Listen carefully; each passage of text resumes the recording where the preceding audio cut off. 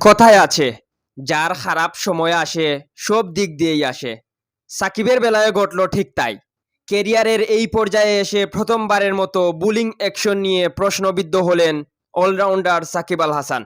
Cricket বিষয়ক website ESPN cricinfo জানিয়েছে, সাকিবকে তার বোলিং অ্যাকশন পরীক্ষা করাতে বলছে England and Wales cricket board ECB. সাকিবের বোলিং অ্যাকশন নিয়ে প্রশ্ন উঠেছে কাউন্টি চ্যাম্পিয়নশিপের ডিভিশন 1 এর একটি ম্যাচে। গত সেপ্টেম্বরে এই টুর্নামেন্টে একটি ম্যাচ খেলেন সাকিব। ইংল্যান্ডের হয়ে খেলার জন্য তখন 8.5 জন ক্রিকেটার ছিলেন না। না থাকাদের মধ্যে ছিলেন 2 স্পিনার, উইল জ্যাকস ও ড্যান লরেন্সও। তাই এক ম্যাচের জন্য 8.5 হয়ে খেলেন সাকিব, যা 2011-12 মৌসুমের পর কাউন্টিতে সাকিবের প্রথম ম্যাচ ছিল।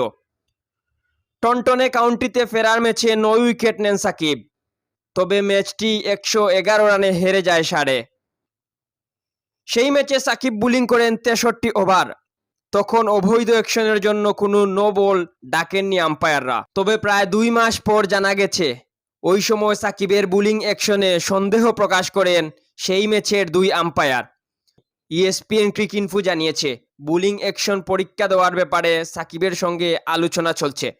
ধারণা করা হচ্ছে কয়েক সপ্তাহের মধ্যেই বোলিং অ্যাকশনের পরীক্ষা দেবেন সাকিব। এম কে তুহিন, আধুনিক স্পোর্টস।